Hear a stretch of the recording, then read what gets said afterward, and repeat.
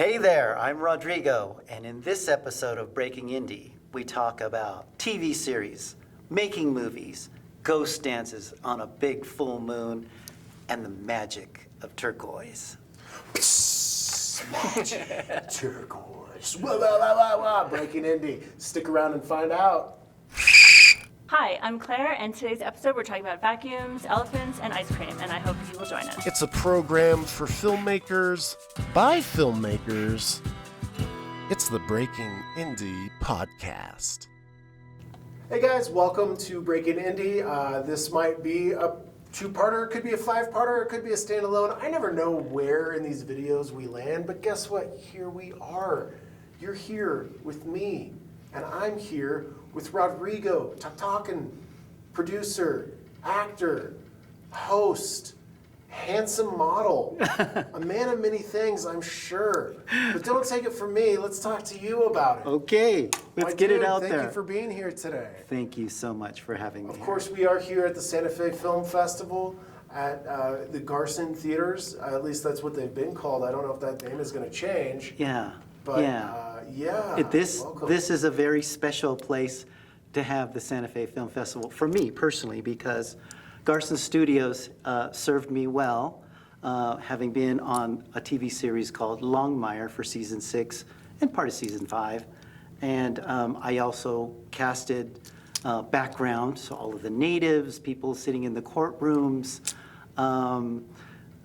I did some of the stunt double work for Lou Diamond while I was here as well. Oh, cool. It was an immersion into a fabulous project, and to this day, I count my blessings on the relationships that were formed out of this process of making that story happen. I love seeing how often Longmire pops up on my Netflix, too. Yeah. And I also have to think, so you did principal, or you did extras casting, but you also helped with principal casting? I assisted in that. I won't say I took the responsibility for it, but if sometimes you needed somebody that had a unique skill, it's very difficult to find these kinds of people. And in many cases, I would be someone who potentially could find them. Yeah. Everything from a handicapped person that was in a motorized wheelchair to other artistic talents that someone might have. For whatever reason, I think because when you're working with a large body of casting individuals, they know somebody or whatever the case may be. So in the principal casting, you're looking more at singular types of entities. In background, you're taking in hordes of people who know other people, who know other people. And through that process, I was able to sometimes supply some of the principal with unique talents that they were looking for. Sure, and that was in seasons 5 and 6, correct? Is that what you said? Right, actually, season 6 is when I did that casting work. Season 5, I was just, I think, doing some of the on-site, whatever it is, work. Yeah, on the half show. Time we don't even know on what the we're show. doing. You're just like, I'm And just that was here. a while I ago, don't know. too. But, It's a you know, blur. that was a great...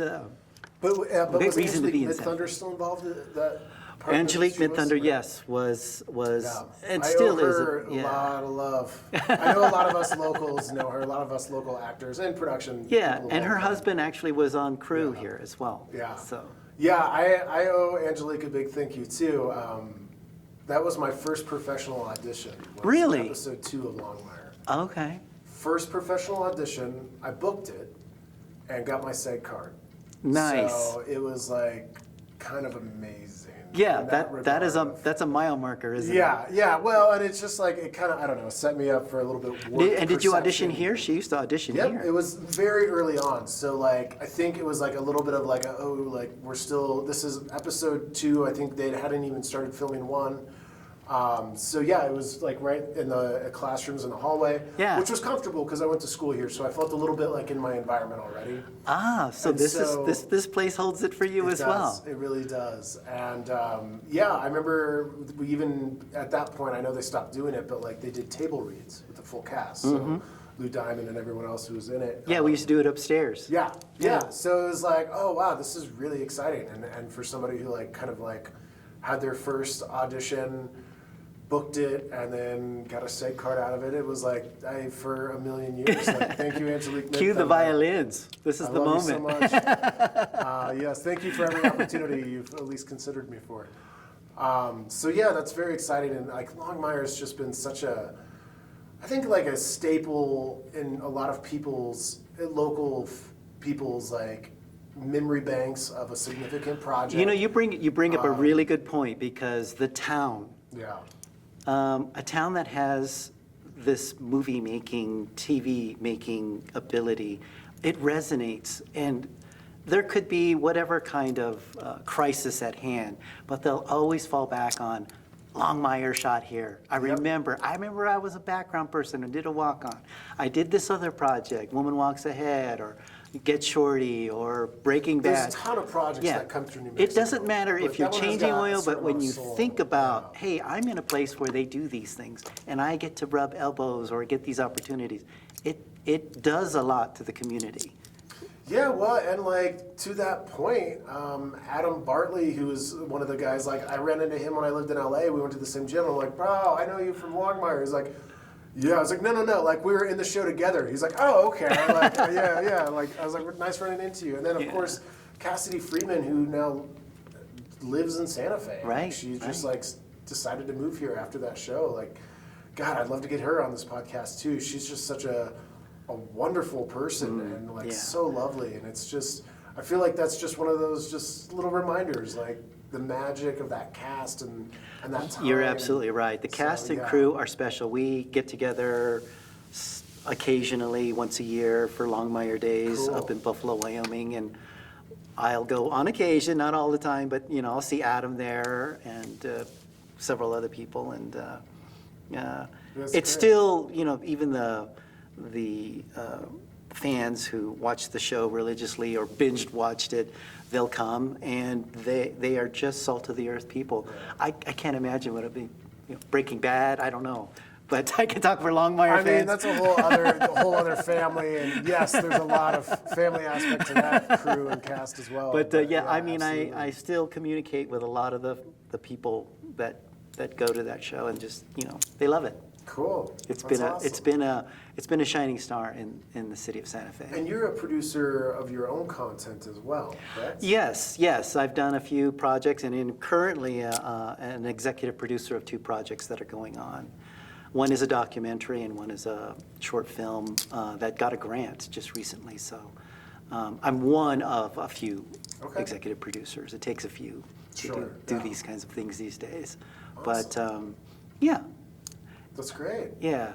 And do you act in these projects, or are you like? Some of them kind I do. more I'm specific? booked for I got a lead role in a movie. Oh, I got a lead role in a movie coming in August. It's a monster movie, so Cool. you know, you just take it as it comes. Yeah. I know you're not allowed to say. It's not a particular Terry Gilliam film, is it? I am not allowed to say. But But maybe, I don't know. That's Yeah. cool. Awesome. That's great. so you know, I think being an artist lends you to a lot of different kinds of possibilities. As you know, I'm working here at the Santa Fe Film Festival, hosting the award show. I'm sitting on a panel for casting on Sunday and introducing a few films, and on the photography side. I really want to go to that casting panel. Yeah. I'm not sure I'm able to because I'm scheduling interviews for that, but I realized that I probably should have just filmed the casting panel. Oh. And been like, guys, I'm unavailable. It's for me. This is me time. Yes, Yeah, yes. that's great. I hope So, that you know, goes well. there's photography, there's paintings, there's all of these other artistic You seem venues. like you're probably an artist outside of just film. Like you seem Yes. like you probably have your hand in various types. I think people who are artists are just artists. Whatever, what the clothes they wear, what they like to eat, the way they see the world, and it just happens that in this particular venue, acting, producing, hosting award shows is just something that works well for me. You know, I did some improv way back in the day for a couple of years, and so having a spontaneity is always something that I got is back into helpful. improv myself. I love it. Yeah. Yeah, cool. And then do you dabble with like, I mean, I can see just looking at you, you've got a lot of beautiful jewelry. They're Is- gifts. They're gifts. Okay, Yes. so I was wondering if maybe you made jewelry or No. not. They're just The well jewelry adorned. was actually that made. necklace is absolutely screamingly beautiful. Oh, thank you. I will pass that on to the jeweler who made it for me. Okay, please do. Yeah. Yeah, they, a lot of very talented artists, they don't get enough recognition, and they're good friends of mine, and so they'll make me something specifically for me. They've actually meditated on who I am and what would look good on me. And Yeah, did you we see need this more piece? friends like you, brother. Oh, sweet. You can't see this on camera, but he's got beautiful boots, cowboy boots on, and around them are A boot turquoise. concho, yeah. A boot poncho? Concho, Concho. yeah. Thank you, because I would not know the term, but it looks like a bracelet for your boot. It looks pretty cool. But yeah, beautiful turquoise. Yes, and Yes. so walking the red carpet, or sometimes I do photography for people or paintings or whatever the case may be, and I'll always put their name out there. And some of them have risen to levels of being, talked about on Cowboys and Indians magazine. I think Kevin Costner got something from one of my friends, as well as Drew Barrymore. And Yeah. so That's getting it awesome. out there I for love those it- I love smaller it artists is a because is a I key. traditionally am not. I'm a pretty generically dressed individual. Like I moved out to LA and everyone's like, "You gotta have style, bro. You gotta stand out. You're a generic looking white guy," and I'm like, "Yeah, I know." But that's fine with me. They're like, That's "Not if your you're- style." Not if you're trying to get ahead in this No. town," and that's very true. But I usually don't wear jewelry. Hmm. Not because I don't. I don't know. I've never really found anything that really fits like that. I feel like it's me. Yeah. So I can one, I respect always that. love to see other people who know how to rock it. But in my mind, because of that, I also hardly am in touch with anyone from the artistic jewelry side. So I think it's really cool when I do meet people, and there's a number of them who I've come to meet in this town who do jewelry design.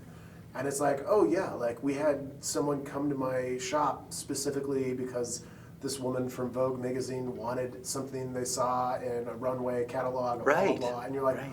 wow, people really do pay attention. And I think that's really cool because like, to me, that's an art in itself that I'm so not connected to. Yeah. So yes, please do forward those compliments. to I my will, designer I friends. will. They would be very grateful for that. Awesome. So outside of Longmire, are there anything in your past that you hold kind of special as far as your artistic journey? Yeah, I mean, we were talking about movie projects or something like that. You know, I'm pretty open on the spectrum here. I would be I curious think to one of know the what things sticks that in your heart. I really enjoyed was a movie called Woman Walks Ahead with Jessica Chastain, Sam Rockwell, and Michael Grey Eyes. We got to do the ghost dance. So Woman Walks Ahead, first of all, is about the assassination, the true assassination of Sitting Bull. Okay. And in the movie, we went to Pine Ridge. We shot it here in New Mexico, but we had to go to Pine Ridge and get blessing from the Lakota. They actually sent their drummers, and we were allowed to do the ghost dance. And that, up until that time we had done it, had not been done in 70 years because it was illegal forever to do that dance. The Western movement government deemed it illegal to do that Really? dance. Wow. So if you can So many layers imagine, of being, yeah, what an honor that must yes, be. Yeah. if you can imagine on the prairies here in New Mexico, teepees that have been aged and bonfires, and we'd practiced this dance for 3 weeks, and we didn't know it, but we happened to be shooting during a super full moon that time we shot that. And it was a spiritual experience for me. Oh, I have I'll never no doubt forget in my it. mind. Yeah. That sounds like such an honor. Yeah. But also, if anyone's never been to New Mexico or the Southwest, when you see a full moon rise over Yeah. that vast, empty landscape, it is massive. Yes, it was. It is massive. We knew Like, something special was going to happen. Literally, that I'm getting night. like Yeah. chills on my arm because anytime I see a full moon rise over the landscape, Yeah. it's one of the beautiful things about New Mexico. Is it's not all tainted by buildings and eye blockers and eyesores and things that you're like, wow, Yeah. this nature's pretty except for that shopping mall there. There's still so much natural beauty here that's It is, and it's contemplative in many respects. it demands appreciation and Yeah. love and respect and Yeah. the certain essence of spirituality is just there. Yes. Whether you're spiritual or not by nature, when you see a full moon rise Yes. in New Mexico, like you are aware of some The powers. some powers, yeah, like that you're this small and the Yeah. planet is this majestic, gorgeous thing, and the size of the cosmos is incomprehensible. Like, yeah, that's one of the reasons I moved back here from LA. Is there's just it's grounding. Yeah. The nature You know, here is very Santa Fe too has special. always been a hamlet for our artists. There's something very accepting and non-intrusive about being an artist and being in Santa Fe. And it's reflected in all of the galleries and the flamenco dancing and the music and just the way people present themselves. It is an artist hamlet here. And it's one of the things why you can make great stories happen, right? Which brings us back to the Santa Fe Film Festival. Making great stories happen. Yeah. That's a great mantra to have, I suppose. Yeah, yeah. This is one of those places. You know, you go to some of these other places, Silicon Valley, you know, that's technology, but Santa Fe is about art. It's Art about and culture. Yeah, Yeah. art and culture. That's it. Yeah. Well, so Rodrigo, if people would like to follow you on your journeys, what's a good way to track that? And I'm sure we'll include it below. But for those who are Probably listening- Instagram, I Yeah, think. what's your handle? Rodrigo Tactaquin. Okay, simple enough. And people can just Google Rodrigo actor or whatever, and sometimes it comes up, just the name. It would be a challenge, but you know, whoever makes it, great. Yeah, well, hey, Rodrigo Tactaquin, thank you so much for being Yes. here on this episode. And yeah, for all of those who get the opportunity, go catch a full moon rise over a nice, beautiful landscape. You know, there is magic here. There really is. For those who've come, they know it. Yeah. And anybody out there that's listening and hasn't been here, you should really think about this. Something to be discovered. Yes. Absolutely. Yes. All right. Well, Thank you so much for your Yeah, time. Truly appreciate it. Yeah. Thank you. All right. All right, guys. Well, we'll catch you next time on another episode of Breaking Indie. This episode is sponsored in part by Santa Fe Improv, an educational nonprofit based locally here in Santa Fe, New Mexico. Yes, and Santa Fe Improv has classes for adults and at their Black Box Theater, educating players at all levels of the craft of comedy improv. yes, and And they put on shows regularly that you don't want to miss. So visit santafeimprov.org to get the latest updates on shows, classes, and community events. yes. santafeimprov.org. I hope that was a very entertaining, educational, and very convincing ad that probably nobody paid for. So welcome back to the podcast where the real meat and bones of the entertainment is. We don't do this for advertisements, but we gladly will take any if you guys want to give us money. Instead, let's get down to another conversation that I've been itching to have here with Claire Sandberg. She's joining us, as many of us are this weekend at the Santa Fe Film Festival. Welcome to Breaking Indie, a podcast where we love to talk about film. Thank you. Hi, so thank you for your patience throughout the day with our little catalog and scheduling conflicts, but welcome in. Thank you. Tell me a little bit about your background. Where did you come from? Where do you live? How did you fall in love with film? What do you do? Let's just talk about all things you. Okay, let's just talk about me. Let's see. Well, you know, actually, film came into my life. Well, I've always loved film, but this is my first film, and really, there was a story that brought me into it. So. Well, we don't have time for it. So, guys, that was a great interview. Thank you so much, Can we Claire. start over? really learned a lot, and quite frankly, I'm ready for a nap. Oh my God. Let's start over. Heck no, we're sticking in it. All right, so this is your first film. And it's, Yeah. the name of it one more time. It's called the Ramba Effect. The Ramba Effect. Yeah. What is a Ramba?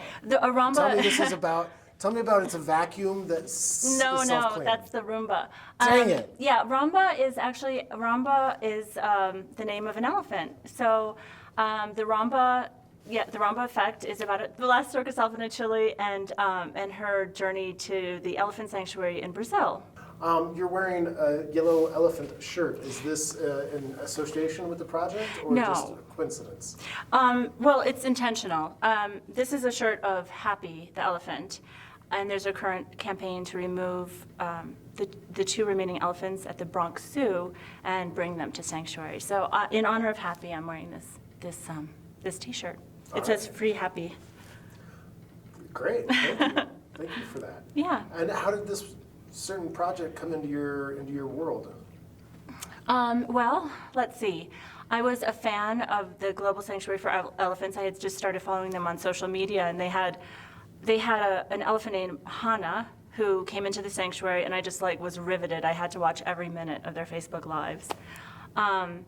And then I got an email from the sanctuary that they were going to be moving, that they got the permit to move Ramba from Chile to Brazil. And so I sent them an email and basically said, hey, can I make a film about this? And I mean, the subtext was can I figure out how to make a film about this? Yeah, and then it all kind of unfolded from there. So did you document the actual process of Yeah. them transporting? Yep. Wow. Yeah. That's pretty crazy. Yeah, it was pretty intense. There's another movie about that called Operation Dumbo Drop. I don't think it's as good. I never saw it. I don't know. No, how does one transport an elephant? Just in the back of a U-Haul? Do you have to pay extra for a larger U-Haul? How does that work?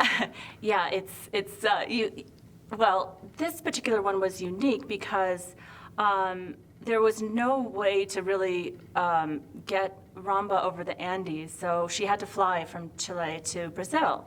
So, yeah, So this really actually is like the movie Operation Dumbo Drop. well, I haven't seen that movie, I haven't either, okay. but I'm pretty sure Danny Glover's in it, and I'm pretty sure they get a helicopter, and I'm pretty sure they put an elephant in a wooden crate and it comes down on a parachute. I could be wrong. Let us know in the comments below.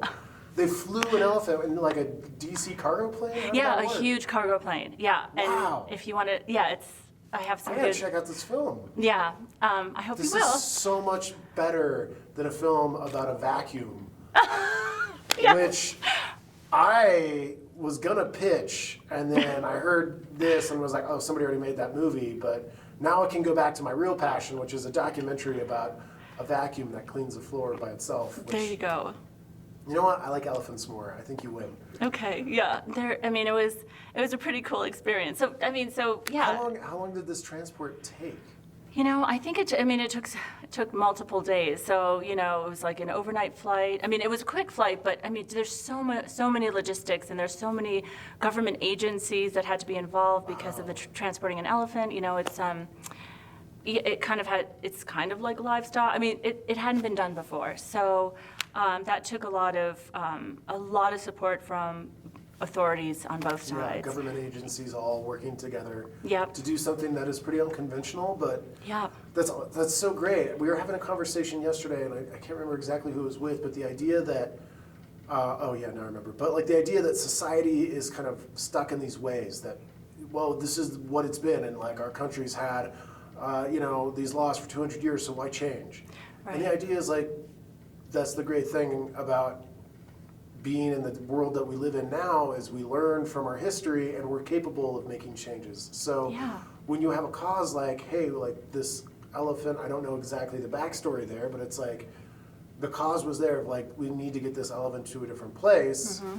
We have the ability to chart uncharted territories and say, we can work together and make new things happen, and we can find a way to do better or to answer the calls and do what needs to be done. So Yeah.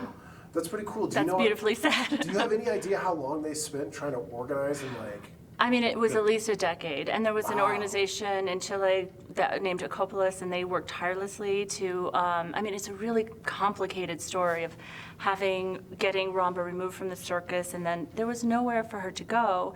So she was at this eco park, kind of roadside zoo, safari park in Chile, in Rancagua, Chile. And so she was there for 7 years. Well, they actually had to build the sanctuary for her. Wow. So that's another important part of Ramba's legacy, is that like they paved the way for basically all of the elephants, the captive elephants in South America. That's so incredible. She paved the way, I should say. So what got you into making a documentary? Like what obviously the cause was there, but like, did you have any experience in filmmaking? Well, so I worked for a company, an app development company, and I don't know if you've heard of this app called Filmic Pro. Filmic Pro? Yeah. I don't think I have.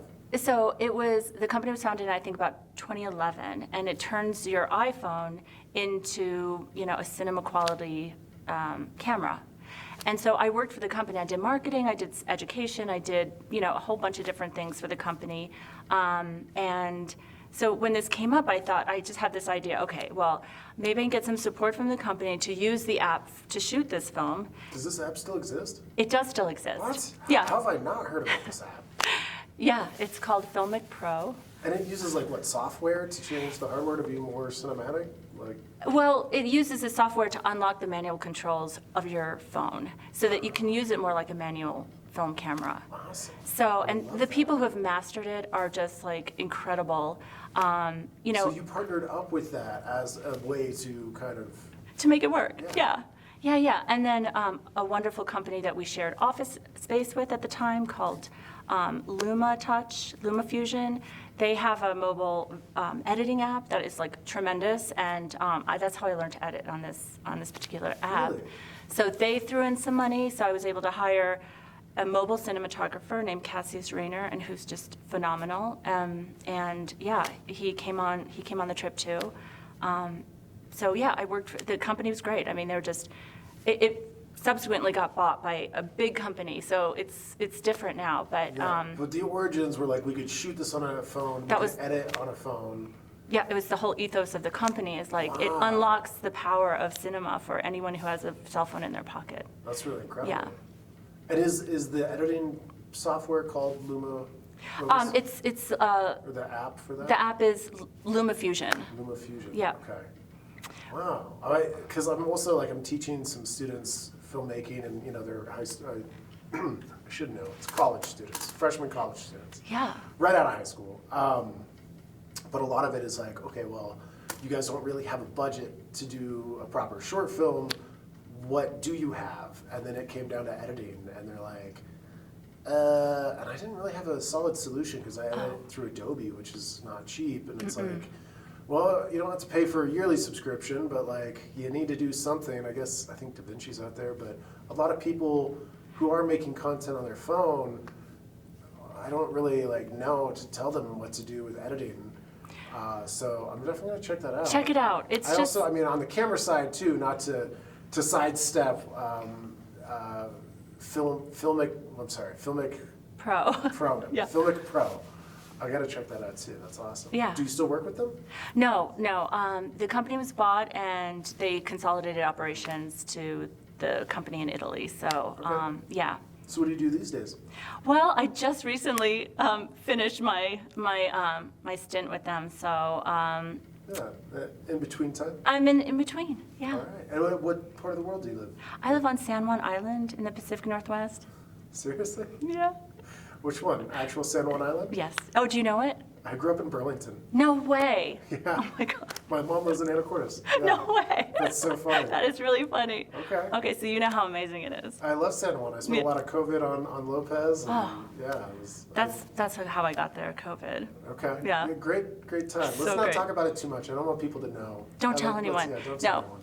It's an unnamed island somewhere. Yes. Okay. Yeah, definitely gonna cut that part out. Yeah. It's so funny. Wow, you came Yeah. from San Juan Island to Santa Yeah. Fe. There's a huge crossover between the Pacific Northwest and the Southwest. I found feel that a like lot it. of I feel people- like it.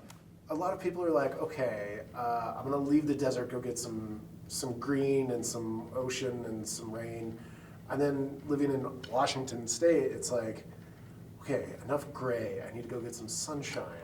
Yes. And Santa Fe gets 300 days a year, or like 350 days, or some ridiculous amount of just sun all the time. I know, it's great. been incredible just basking in the sun. Oh, I'm so happy to have you Yeah. here. That's Yeah. amazing. Yeah, thank you. I'm so happy to be here. Cool. How long All have you right. been here? Well, I came to go to college here in 2005. Okay. I went to this college. Yeah. College Oh, of Santa Fe. cool. So this is, I've already mentioned it a few times to people, but like so excited to be back in this room. Yeah. And then lived in New Mexico for 10 years, went out to LA for 7, moved back here about 3 years ago. Okay. So I Wow. love it, yeah. Yeah, I was kind of thinking today, I could do this. I could live here. Yeah, you miss the ocean for a little while. Like you kind of, you're like, Yeah. man, my skin's a little dry. But after a while, I personally, like, I love Washington. I just don't really feel like for me it has the film scene that I'm looking for. Yeah. I mean, I love seeing Going Home, but I don't know. There's a reason why I've chosen Santa Fe to stay. But, I understand, yeah. Have you been to the Friday Harbor Film Festival, the documentary No. film festival? You know, the funny thing is I had a film play at the Friday Harbor Film Festival when I was in college. Oh, no way. And Okay. I didn't know that I got in Oh, until after the festival. no way. And I found out it was my first, or technically my first real film festival that I'd been in. And I was so disappointed because I was like, but I would have gone home. I would have like made a thing of it. And Maybe they then- can do it like a replay. Yeah, didn't know until like a month later, and I was like, oh wait, we were in it. And you know, Oh. so I would love to go back though. Yeah, it's a great, it feels, it has heart like this one does, you know? It feels really, it has a lot of compassion and, I don't know, passion, I think is more the word I'm Well, looking Friday for. Harbor too is like such a cute little port town. Like it's Mm-hmm. and so much good ice cream. I'm gonna go get some ice cream after. I think it's a San Juan. It's one of the ice cream shops in the San Juans. They make the best local ice cream. Free shout out to you guys. Didn't expect to be doing that one. Yeah, I think it's like the San Juan Creamery or something. Yeah, there's some, If you're ever up exploring the San Juan Islands in Washington, it's terrible. It's really ugly, Don't go. and don't do it. But if you do it, get some of that ice cream. Cool. All right. So Claire, last question. Where could we find your film? Is there a social media page about it? We'll link it below. Mm-hmm. But if you're listening on Spotify or Apple Music or something and you don't have all the buttons in front of you, could you tell us where we might be able to look up to find your film? sure, yeah, I'm on Facebook and Instagram. And just if you look up the Ramba Effect, and effect being with an E, because, you And know, Ramba spells. Ramba, Ramba, Aha. yeah, Okay. the Ramba Effect. So, Awesome. All right. yeah. Well, thank you so much for being thank here you today. so much. Enjoy some sunshine. Thank you. And yeah, guys, well, awesome. We learned about elephants. How exciting. I'm excited. That was great. Thank you. Thank you. It's a program for filmmakers by filmmakers. It's the Breaking Indie Podcast.